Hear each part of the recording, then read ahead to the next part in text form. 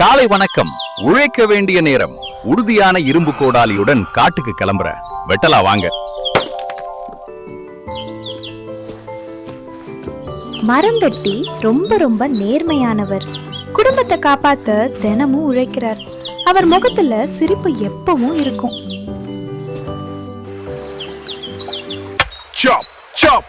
இந்த மரம் ரொம்ப உறுதியா இருக்கே, இன்னும் பலமான வெட்டணும். ஐயோ, என் கோடாலி வழுக்கி ஆத்துல விழுந்துருச்சு. ஐயோ, இப்போ நான் என்ன பண்ணுவேன்? என் குடும்பத்துக்கு எப்படி சாப்பாடு போடுவேன்?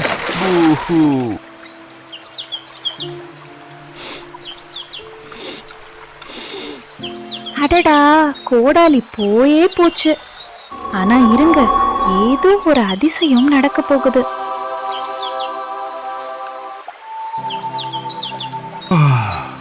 குழந்தையே, நீ அழுதுகிட்டு இருக்க? உனக்கு என்ன ஆச்சு? கடவுளே, நான் ஒரு ஏழை. என்னோட கோடாலி ஆத்துல விழுந்துடுச்சு. என்னால புதுசு வாங்க முடியாது. எனக்கு உதவி செய்யுங்க. சரி, நான் உதவுகிறேன். உதவுவதற்கு முன்பு இவனை சோதிக்க வேண்டும். இது உன்னோட கோடாலி. வாவ், இது ரொம்ப அழகா இருக்குமா. ஆனா என்னோடது கோடாலி சாதாரண இரும்பு, வெள்ளி இல்ல. அவர் நேர்மையாக இருக்கிறார். வெள்ளிக்கு ஆசைப்படவில்லை. இந்த கோடாலி உன்னுடையதா? தங்கம், ரொம்ப அழகா இருக்கு. ஆனா என்னோடது இரும்பு கோடாலி, இது இல்ல. நீ ரொம்ப நேர்மையானவன். இன்னும் ஒரு முயற்சி. இந்த கோடாலி உன்னுடையதா? ஆமா, இதுதான் என்னோட கோடாலி. ரொம்ப நன்றி சாமி. தங்கம், வெள்ளிக்காக கூட நீ போய் சொல்லாம ரொம்ப நேர்மையா இருந்த. அதனால இந்த வெள்ளி மற்றும் தங்க கோடாலிகளையும் நீ வச்சுக்கோ. நல்லா இரு, போயிட்டு வர. ஏய், நேர்மையா இருந்தா எப்பவுமே வெற்றிதான். மரம் வெட்டி அந்த கோடாலிகளை வித்து ஒரு பெரிய வீடு, நிலம், அப்புறம் மாடுகளையும் வாங்கினாரு. அவரோட குடும்பம் சந்தோஷமா இருந்தாங்க. இப்பதான் பேராசை பிடிச்ச பக்கத்து வீட்டுக்காரர் வராரு. Done done done. மரம் வெட்டி, நேத்து ஏழையா இருந்த, இப்ப என்னடா நான் இவ்ளோ பெரிய பணக்காரன் ஆயிட்ட? எப்படிப்பா? ரகசியத்தை சீக்கிரம் சொல்லு. நிச்சயமா சொல்றேன். என்னோட கோடாலி ஆத்துல விழுந்துருச்சு. அப்போ அம்மன் சாமி வந்து தங்கம் வெள்ளி கோடாலிகளை காட்டி என்ன சோதிச்சாங்க. ஆனா நான் நேர்மையா இருந்தேன். அதனால அவங்க 3 கோடாலிகளையும் எனக்கே கொடுத்துட்டாங்க. என்ன, தங்க கோடாலியா? நானும் முயற்சி செஞ்சு பார்க்க போறேன்.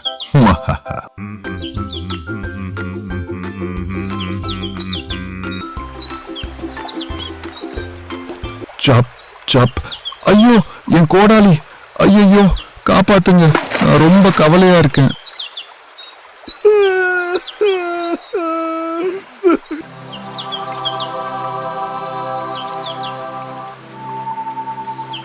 நீ ஏன் அழுகிறாய்?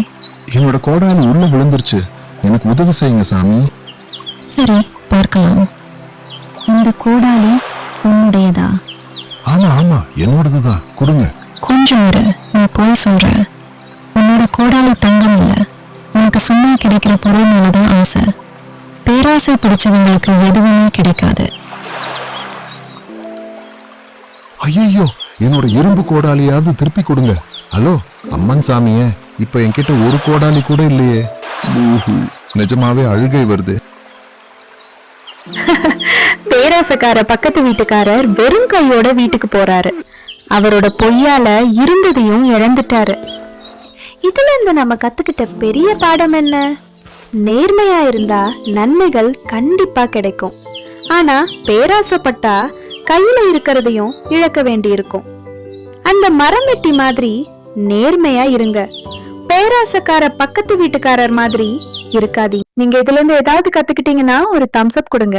இந்த வீடியோவை லைக் பண்ணுங்க, சப்ஸ்கிரைப் பண்ணுங்க, அப்புறம் கமெண்ட்ல சொல்லுங்க. நீங்களா இருந்தா அந்த தங்க கோடாலிய என்னோடதுதான்னு சொல்லிருப்பீங்களா? இல்ல நேர்மையா இரும்பு கோடாலி தான் என்னோடதுன்னு சொல்லிருப்பீங்களா?